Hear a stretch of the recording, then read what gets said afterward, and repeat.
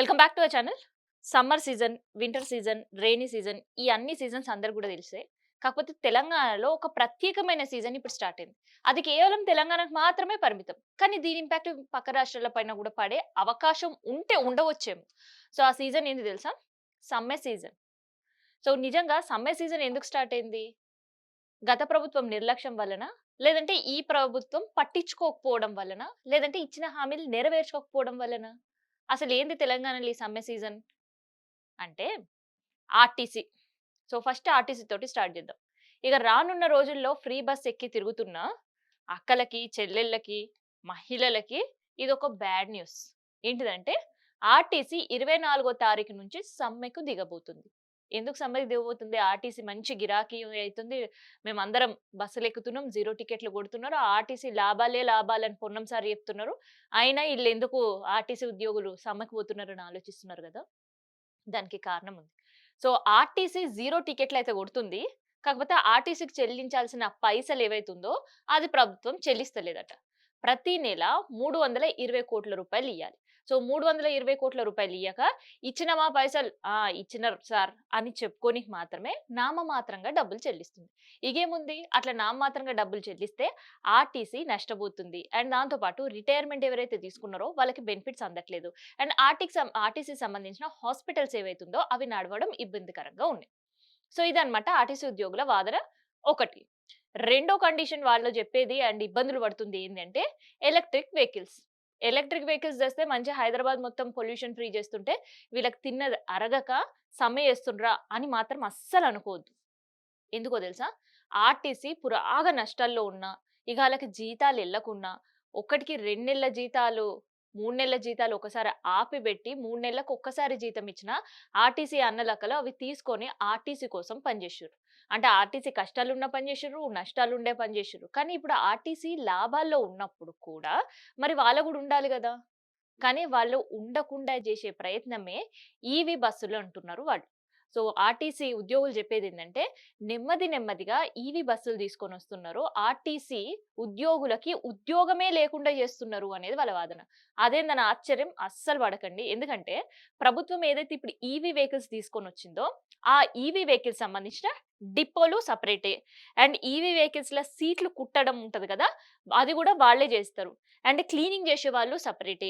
Maintain జేసేవాళ్ళు సెపరేటే. ఇట్లా RTC bus ఏదైతే ఇప్పుడు నార్మల్ బస్ ఉందో దానికి సంబంధించి దాదాపు 8-9 డిపార్ట్‌మెంట్లు ఓవరాల్‌గా పనిచేస్తాయి. ఇక ఈవీ వెహికల్ బయటికెళ్ళొచ్చింది గాబట్టి దానికి సంబంధించిన కండక్టర్ వాళ్ళే, డ్రైవర్ వాళ్ళే, క్లీనర్ వాళ్ళే, కుట్టేటోళ్ళు వాళ్ళే, మెయింటైన్ చేసేటోళ్ళు వాళ్ళే. ఇక ప్రతీది బయటకెళ్ళే వస్తున్నారు. అంటే ఒక బస్సు మీద 5 మంది ప్రైవేట్ వాళ్ళు పనిచేస్తుంటే, మరి ఆర్టీసీ కష్టాలున్నప్పుడు, నష్టాలున్నప్పుడు, ఇబ్బందులు పడి తెలంగాణ రాష్ట్ర సాధన కోసం కొంతమంది ఉద్యమాలు చేసి ఉద్యోగాలు పోగొట్టుకొని, ఆర్టీసీ ప్రభుత్వంలో విలీనం చేయాలని ఇబ్బంది పడేటోళ్ళ బతుకులేం కావాలివాళ?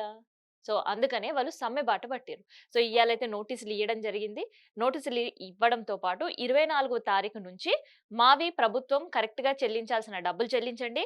మాకు ఉద్యోగ భద్రత ఇవ్వండి. అండ్ ఈవీ వెహికల్స్ ఏవైతే తీసుకొస్తున్నారో దానికి డ్రైవర్‌లని ప్రైవేట్ వాళ్ళని కాకుండా మాకు ఉండే ఆర్టీసీ ఉద్యోగులనే పెట్టండి. దానికి సంబంధించిన అన్ని బాగోగులు ఇప్పుడు ఆర్టీసీ బస్ ఎట్లా చూస్తుందో అట్లనే ఈవీ వెహికల్స్ సంబంధించిన బాధ్యత కూడా మాకే అప్పజెప్పండి అనేదే వాళ్ళ ప్రధాన డిమాండ్. ఇగేముంది అందుకని ఎన్ని రోజులు చెప్తున్నా, పున్నం సార్‌కి చెప్పినా, సీఎం సార్‌కి చెప్పినా, ఇక మిగతా మంత్రులకు చెప్పినా మాకు చెవులు ఇనిపిస్తలేవు అని అనుకుంటుర్రంట.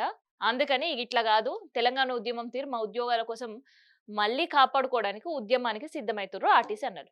సో, అట్లా వాళ్ళది. ఈడ ఇంకొకటి దవాఖానల్లో మందులు బంద్ అయిపోతున్నాయి. ఎందుకంటే ఆ ఏజెన్సీకి సంబంధించిన వాళ్ళు గూడా నిరసన వ్యక్తం చేయడం గాదు. ఇవాళటి నుంచి మాకేదైతే రూ. 80,00,00,000 ప్రభుత్వం నుంచి వచ్చేదుందో బిల్లులు 2 సంవత్సరాల నుంచి పెండింగ్ పెడుతుండ్రు. 2022లో గత ప్రభుత్వం అదే కథ చేసింది. ఇప్పుడు మీరొచ్చి ఈ ప్రభుత్వం గూడా అట్లనే చేస్తుంది. సో, మీకు వినతి పత్రాలు అందించి, నిరసన కార్యక్రమాలు జేసి, దీక్షలు జేసి ఇవన్నీ మేము అలిసిపోయినాం. ఇగ ఒకటే మాట మందులు బంద్. అని జెప్పి మందులు ఏడికాడికి బంద్ జేషిర్రు. నిజంగా ఈ ఏజెన్సీ కథేంది అనంటే ఇక్కడ టీజీఎండీసీ సంబంధించి ప్రభుత్వ ఆస్పత్రిలో 80% మందులు ఇదే సరఫరా జేస్తారు ఈ సంస్థ. అండ్ దాంతో పాటు ఏజెన్సీస్ మెడికల్ ఏజెన్సీస్ నుంచి ఒక 20% of medicine and surgical items అంటే సర్జరీ చేసేటప్పుడు అవసరం ఉండే ఐటెమ్స్, తర్వాత హాస్పిటల్‌లో అవసరం ఉండే నీడీ ఉండే వస్తువులన్నీ గూడా వాళ్ళు సరఫరా చేస్తుంటారు. సో, అట్లా సరఫరా చేసే వాళ్ళకి ప్రభుత్వం అప్పు పడ్డదట. గత ప్రభుత్వం డబ్బులియ్యలేదు. సరే ప్రభుత్వం మారిన తర్వాత డబ్బులొస్తాయేమో అంటే అది గూడా ఇయ్యలేదట. సో, అది రూ. 80,00,00,000 ఉంది. సో, దేనికి ఖర్చు పెట్టిర్రు, ఏ హాస్పిటల్ నుంచి ఇయ్యాలి అనేది గూడా లెక్కలు చెప్తుర్రాళ్ళు. ఉస్మానియా హాస్పిటల్ అంటే రూ. 35,00,00,000 ఇక గాంధీ హాస్పిటల్ రూ. 18,00,00,000 నీలఫర్ రూ. 15,00,00,000 సంజీవిని దేవి ఐ హాస్పిటల్ రూ. 5,00,00,000 ఇక ఈఎన్‌టీ హాస్పిటల్ రూ. 1,00,00,000 అండ్ సుల్తాన్ బజార్‌లో ఉండే మెటర్నిటీ హాస్పిటల్ ఉంది జూడు అది రూ. 1,00,00,000. సో, ఇట్లా దాదాపుగా రూ.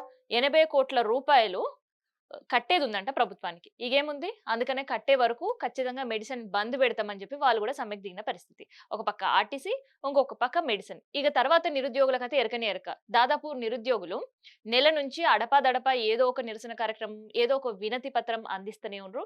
ఇగ ఇట్లా అట్లా ప్రభుత్వం కరుణిస్తలేదు మా పైన అని చెప్పి మిలియన్ మార్చ్‌కి పెద్ద ఎత్తున మనం జూసినాం 2 రోజుల క్రితం. ఆ తర్వాత నుంచి ఇవ్వాల ప్రతి 2 రోజులకు ఒక దీక్ష, నిరసన కార్యక్రమాలు, ర్యాలీలు, మెరుపు దాడులు జేయడానికి వాళ్ళు సిద్ధం చేసుకుంటారు ప్రణాళిక. అందులో భాగంగా ఇయాల మెరుపు దాడి గూడా నిర్వహించిర్రు. అండ్ తర్వాత రిటైర్మెంట్ ఉద్యోగుల పరిస్థితి. ఇక రిటైర్మెంట్ ఉద్యోగులకు ఏదైతే ప్రభుత్వం పీఆర్‌సీ ప్రకటించిందా, ఇస్తా అన్నది, క్లియర్ చేస్తా అన్నది, ఇట్లా వాళ్ళతో అన్ని ముచ్చట్లు చెప్పిన తర్వాత, సమావేశాలు నిర్వహించిన తర్వాత ఏవి కూడా పేపర్ దాటలేవు, పైసలు అకౌంట్‌లోకి పోలేవు. సో, అందుకనే వాళ్ళు గూడా నిరసన గళం విలిపిస్తున్నారు. దీక్షకి సిద్ధమైతున్నారు. అందుకని ఇగ మిగతా కాలాలు ఒక ఎత్తైతే తెలంగాణలో ప్రత్యేకమైన సీజన్ స్టార్ట్ అయింది. అదే ఇప్పటిదాకా మనం చెప్పిన నిరసనలు, దీక్షల సీజన్ అన్నమాట.